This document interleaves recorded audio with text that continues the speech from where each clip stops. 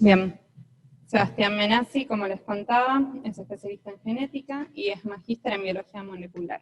Es docente universitario, es médico de planta de la división genética del Hospital de Clínicas y es socio y fundador y director médico de Genomics.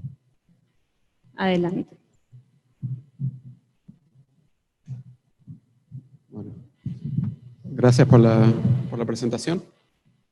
Yo soy Sebastián, después viene Juan. La idea es primero hacer un pequeño resumen de fundamentalmente la genética del cáncer y después Juan va a hablar de cómo podemos integrarlo esto a la historia clínica electrónica.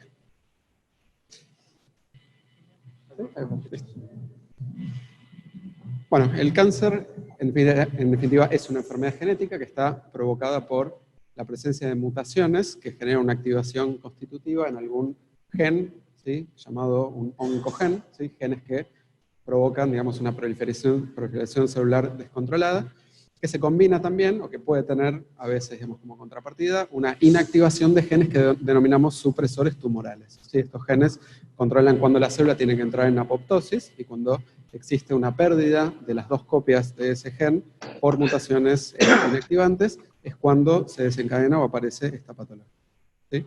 Esto fue definido hace muchos años en lo que se denominó el Two-Hit Model de Knudson. Bueno, yo veo otra cosa. Bueno. Las formas hereditarias de cáncer son aquellas que son provocadas por... Hay como un...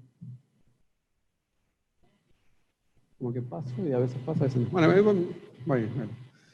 Las formas hereditarias de cáncer son aquellas que son provocadas por variantes patogénicas o mutaciones en genes supresores tumorales que son heredables, ¿sí? O sea, están presentes en forma germinal, ¿sí?, en todas las células de ese individuo, y en algunas células determinadas, en algunos tejidos, aparece o se agrega una segunda mutación en forma somática, ¿sí? O sea, todo el organismo, toda esa persona tiene de base una mutación en un gen supresor tumoral, y en algunas células puntuales se pierde la otra copia, ¿sí?, de ese supresor tumoral, y esa célula desencadena un proceso oncogénico, ¿sí? Estos son mutaciones de tipo germinal que se diferencian de las somáticas, ¿sí?, que pueden aparecer puntualmente en ese tejido.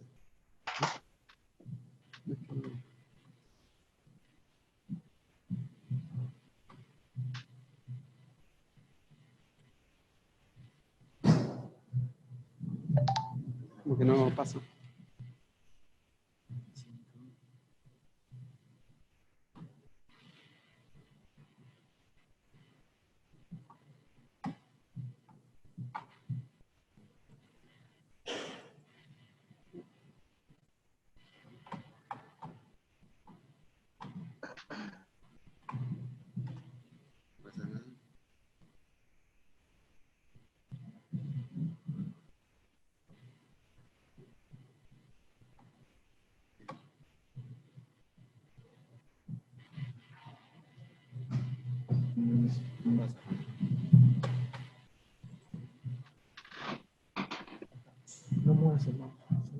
¿Solo de ahí?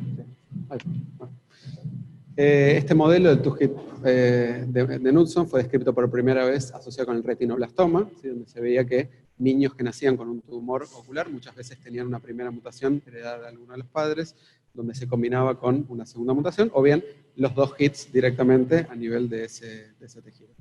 Sí, en los años 90, Mary Claire King detecta los primeros genes asociados con formas hereditarias de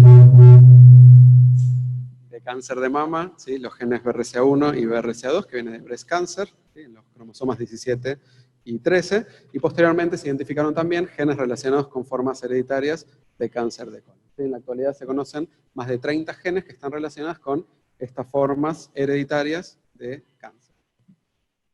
Bien, cuando hablamos de cuál es la prevalencia o el impacto que tienen estas formas de cáncer, en líneas generales, más o menos un 70% de los casos, el cáncer es de tipo esporádico, por lo tanto, aparecen las dos mutaciones a nivel de ese tejido.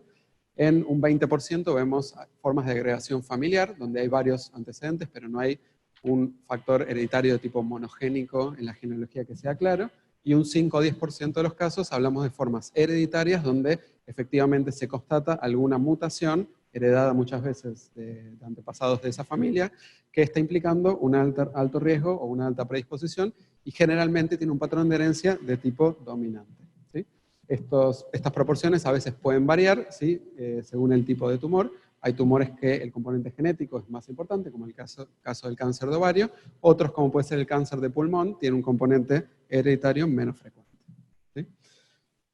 Y el impacto que tiene la aparición de estos tumores o la aparición de estas mutaciones en las familias puede ser muy importante. Una mutación en alguno de los genes BRCA1 o 2 implica un riesgo de cáncer de mama a lo largo de la vida de esa mujer de hasta un 80%, con riesgo de cáncer de ovario de hasta un 40%, en comparación con riesgos mucho más bajos para la población general, ¿sí?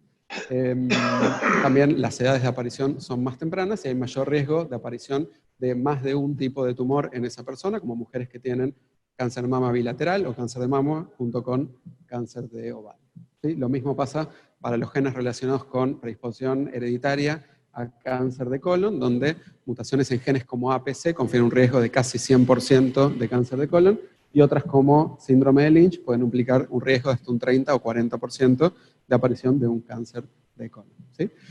Uno generalmente no suele pensar tradicionalmente en estas formas hereditarias de cáncer, pero para dar una idea, por ejemplo, mutaciones en genes BRCA1 y 2 pueden estar presentes en hasta una de cada 400 o 500 personas. Para algunos grupos étnicos específicos la frecuencia es muchísimo más alta, como por ejemplo en la etnia judía ashkenazi, que una de cada 40 personas es portadora de alguna mutación en los genes BRCA1 o BRCA2. Puntualmente, en Estados Unidos, el NCCN, el National Comprehensive Cancer Network, ha establecido una guía o recomendaciones que sugieren en qué casos esa persona debería seguir o debería hacer estudios adicionales por una sospecha de forma hereditaria de cáncer. Están relacionadas fundamentalmente con criterios clínicos, ¿sí? Mujeres que han tenido un cáncer de mama antes de los 45 años, o hay varios antecedentes en la familia. Cáncer de ovario representa un criterio suficiente para estudios moleculares. Cáncer de páncreas, lo mismo. Mujeres con cáncer bilateral, mujeres con cáncer de mama que pertenezcan a la etnia judío-ashkenazi, o algunas otras combinaciones de factores o antecedentes familiares, o también algunas características moleculares, como la presencia de un tumor de tipo triple negativo, también sugiere que podría tratarse de un tumor relacionado, en este caso, por ejemplo, con mutaciones en BRCA1 o en BRCA2. ¿Sí? ¿Cuál es la utilidad del diagnóstico? Sí, una pregunta clásica que recibimos los genetistas es ¿para qué sirve hacer un estudio genético si una persona ya tiene el tumor o si ya se sabe que en esa familia hay una predisposición alta? Por un lado, un seguimiento de alto riesgo. Estas mismas guías del NCCN establecen sí, que la rigurosidad que debe tener controles con mamografías, con resonancias mamarias o con ecografía mamaria debe ser más importante. En mujeres que, por ejemplo, tengan tumores, tengan mutaciones en genes BRCA1 o 2. También se plantean medidas preventivas, ¿sí? Como puede ser el caso de la mastectomía reductora de riesgo bilateral o el caso de la oforectomía, ¿sí? Para el caso de cáncer de mama existe un seguimiento de alto riesgo que es muy efectivo para identificar tumores en estadios tempranos, pero una mujer que tenga una mutación en BRCA1 o BRCA2, para el cáncer de ovario el seguimiento o el screening es menos efectivo para identificarlo en estadios tempranos, por lo tanto uno podría plantear una oforectomía bilateral en caso de que la mujer ya haya cumplido la pareja. El asesoramiento genético y evaluar familiares en riesgo, ¿sí? Estudios genéticos en cascada para ver si hermanos, sobrinas, tíos, abuelos de ese paciente podrían tener algún riesgo también de tener este tipo de mutación. Incluso hoy en día existen métodos de reproducción asistida para evitar la transmisión de una mutación con alto impacto como esta a la descendencia de una pareja en la cual alguno de los miembros tenga alguna mutación en este tipo de genes. Y también existen en la actualidad tratamientos dirigidos una vez que uno conoce que esa persona o ese tumor tiene alguna mutación, por ejemplo en este caso para mutaciones en BRCA1 o BRCA2. ¿Sí? Puntualmente, cuando el ADN recibe daño, tiene dos vías de reparación del daño, ¿sí? La reparación por la vía de recombinación homóloga y la no homóloga. En el caso de las mutaciones en BRCA, hay una de las vías de reparación del ADN que está afectada, ¿sí? Porque precisamente los BRCA son genes que están relacionados con la reparación relacionada con esta vía. Por lo tanto, se ha diseñado una serie de inhibidores de la vía alternativa, ¿sí? De reparación del ADN.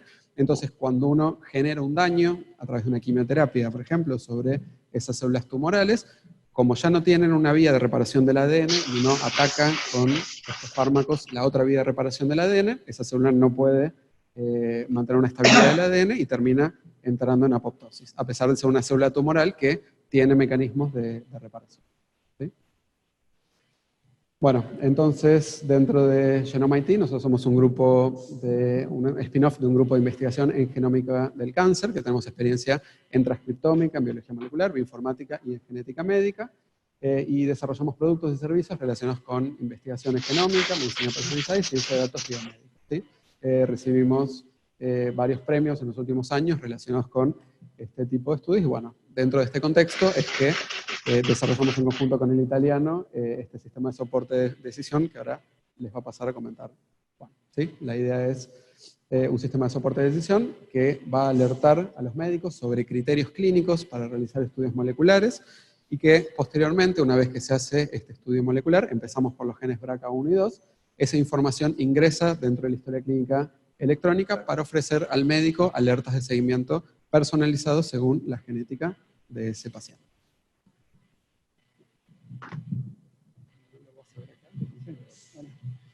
Bueno, buenas tardes. Antes que nada quería agradecerles, gracias Eva, gracias también a todos ustedes por su tiempo, estar acá a esta hora. Imagino que no es fácil con todo el trajín del día. Prometo ser breve. Bueno, más o menos en los próximos 10 minutos lo que voy a intentar hacer es hacer converger un poco lo que les contó Sebastián antes, lo que contó Luciana, y también hubo un track más temprano de bioinformática donde se describió un poco el proyecto GENER, donde también, digamos, voy a intentar meter esta información para finalmente contarles sobre otro producto que también estamos desarrollando actualmente en el hospital. Bueno, este es el equipo del proyecto GENER. Esto también, bueno, en la charla de bioinformática que dio Mauricio Brunner seguramente lo han visto. Actualmente lo que estamos intentando hacer es el desarrollo de una arquitectura para la gestión de la información genómica. Con esto lo que estamos procurando hacer es el desarrollo de una base institucional potenciada por el laboratorio de secuenciación que tenemos en el hospital. Y bueno, lo que les voy a contar puntualmente hoy es una de las ramas de la aplicabilidad clínica a través de un sistema de soporte en la toma de decisiones. Hablando un poco más de la arquitectura, esto ya fue explicado anteriormente, justamente en la charla del proyecto. Voy a intentar tal vez abocarlo más a lo que nos compete en este momento. En cuanto a la historia clínica, a través del sistema interoperable FHIR, lo que hace es consultar los datos dentro del repositorio clínico y al mismo tiempo, a través de la aplicación GEFA, consulta los datos de esta base de datos institucional genómica que estamos intentando desarrollar. Esto lo que va a hacer es nutrir la base de conocimiento que, por interacción adecuada en la historia clínica y en los ambientes apropiados, la idea sería, en este caso, disparar el sistema de soporte en la toma de decisiones, que sería en definitiva nuestro output, el cual, bueno, más adelante se los voy a desarrollar más en profundidad.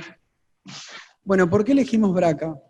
Esto ya se los comentó bastante bien Sebastián previamente. Bueno, BRCA son puntualmente dos BRCA1 y BRCA2, genes relacionados con, digamos, genes protectores del desarrollo del cáncer. Al comienzo se los vio muy desarrollados con el cáncer de mama, sin embargo, más adelante se encontraron que también está vinculado con otro tipo de cánceres, como vemos ahí. Esto también se lo mostró Sebastián previamente. Mi idea era focalizar en los criterios a los cuales nosotros vamos a comenzar a utilizar para justamente ser la base del conocimiento de nuestro sistema de soporte. ¿Por qué elegimos estos puntualmente? Bueno, la idea es hacer un inicio controlado con un avance progresivo según los resultados. Es decir, vamos a ir tomando justamente el dato de las interacciones que vayan teniendo los usuarios con, digamos, el sistema de soporte, es decir, como un poco lo que decía Luciana previamente, es decir, si aceptan la recomendación, si la rechazan, si la ignoran, y a partir de eso, obviamente, ir incorporando más o al mismo tiempo ir modificando los que ya habíamos desarrollado previamente. Otro tema importante también es que nos basamos en este primer momento en los criterios que nos pudieran nutrir la base de conocimiento a partir de los antecedentes personales ya que tenemos una falencia importante en la historia clínica, que es la baja carga estructurada de datos de antecedentes familiares puntualmente. Esto, bueno, obviamente los usuarios, tal vez por una cuestión de uso, no es tan habitual la carga estructurada, sino más bien que lo hacen en formato texto libre, por ejemplo, en las evoluciones. Bueno, pasando un poco más en detalle al sistema de soporte, elaboramos, por un lado, uno que es la recomendación de entrevista de asesoramiento genético.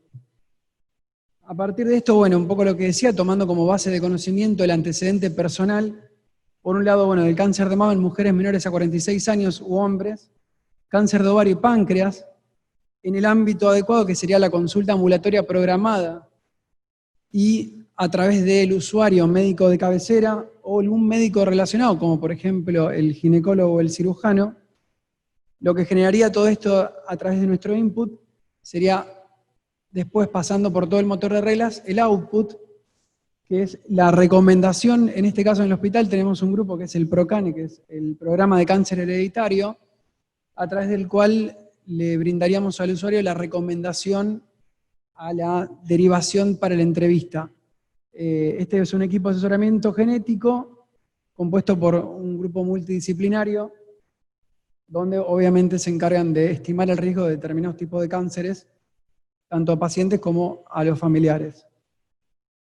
Esta sería una visión, digamos, un print de pantalla de cómo se ve en nuestra historia clínica nuestro sistema de soporte.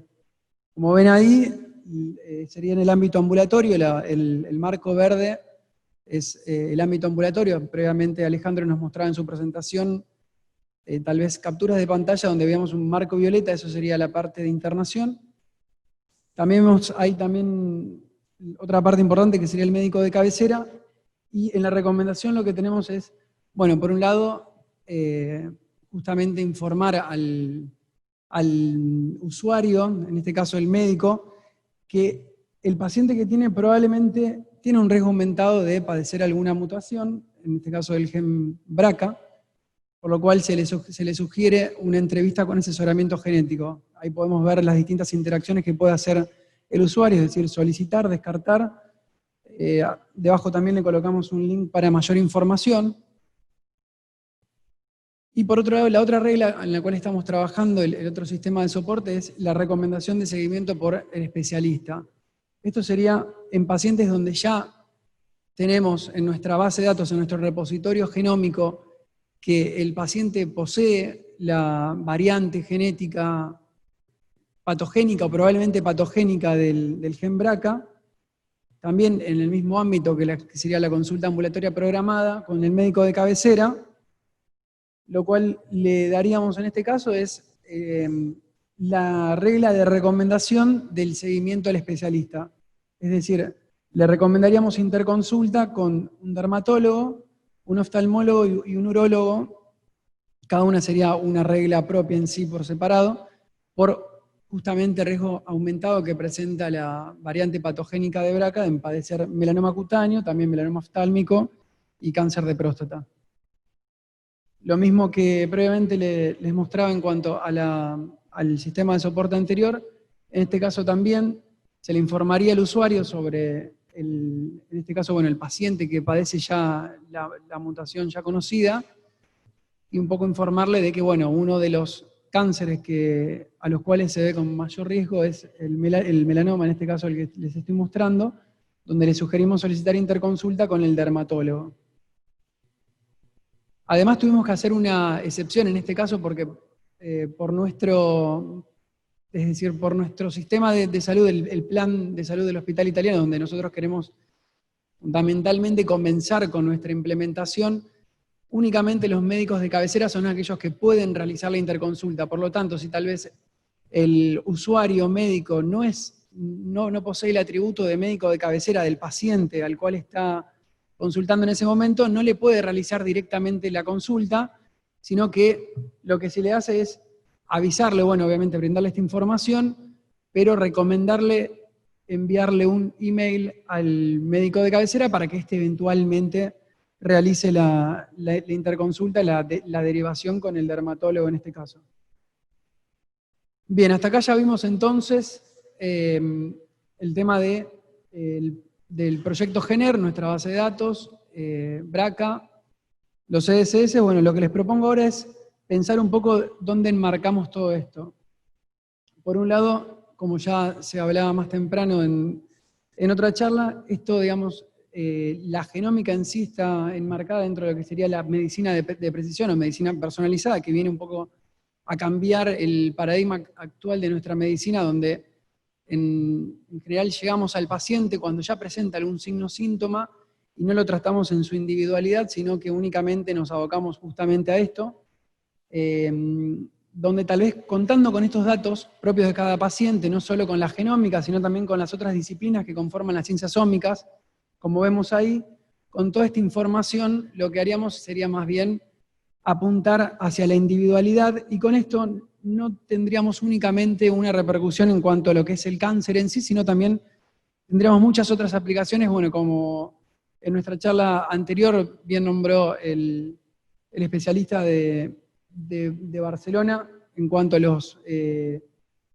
ontología de los medicamentos. Bueno, también tendríamos la posibilidad de saber a ver qué medicamento es mejor para nuestro paciente, en qué dosis y tal vez en qué frecuencia para maximizar los efectos beneficiosos e impedir efectos adversos, y lo mismo también con enfermedades crónicas.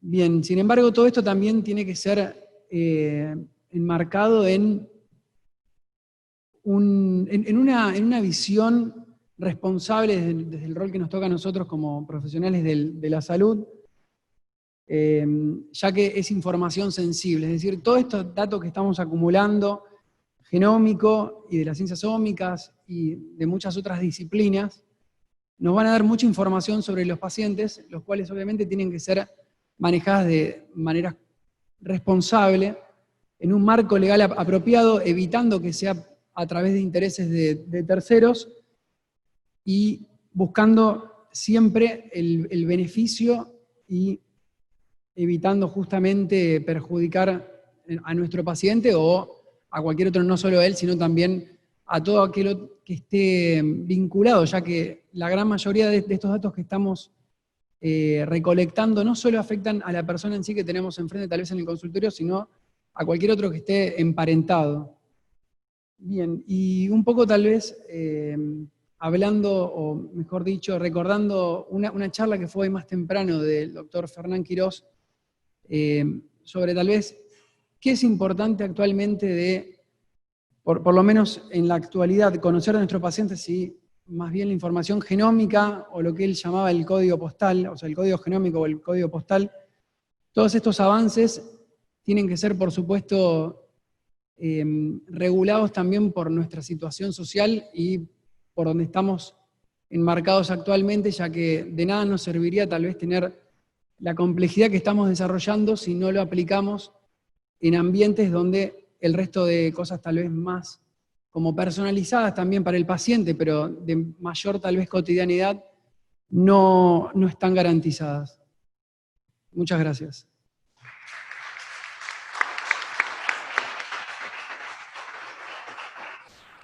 Muchas gracias, Sebastián y Juan. Gracias a ustedes por resistir hasta el final. Y si alguien tiene alguna pregunta, hacemos una y nos vamos. No.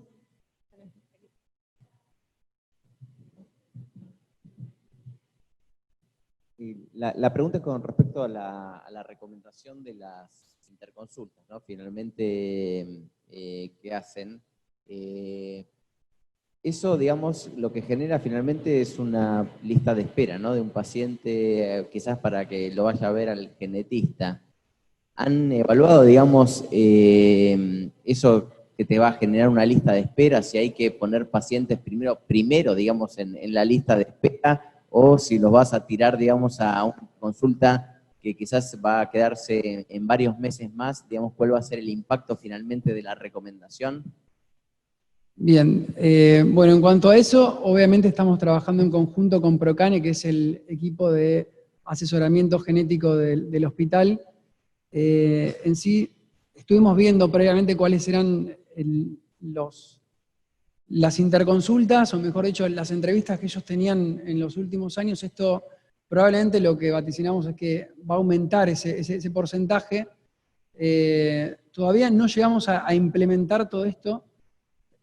Estamos en una prueba piloto actualmente, no sabemos realmente cuál va a ser el impacto, creemos que, por supuesto, se va a aumentar, y por eso un poco hablaba del inicio progresivo, es decir, bueno, vamos a empezar de a poco para ver, no queremos congestionar o sobrecargar el workflow que venimos teniendo, por lo menos en este caso, que en esta disciplina que es un poco incipiente en sí, el hospital tiene un poco de experiencia en esto, pero obviamente incorporándolo a través de una herramienta informática, la idea sería que se potencie bastante, pero bueno, honestamente todavía no tenemos esos números y esperamos que hacerlo de una forma controlada y al mismo tiempo con retroalimentación, es decir, viendo también que eso no genere una lista de espera interminable, sino que se pueda imbricar de una manera por lo menos apropiada.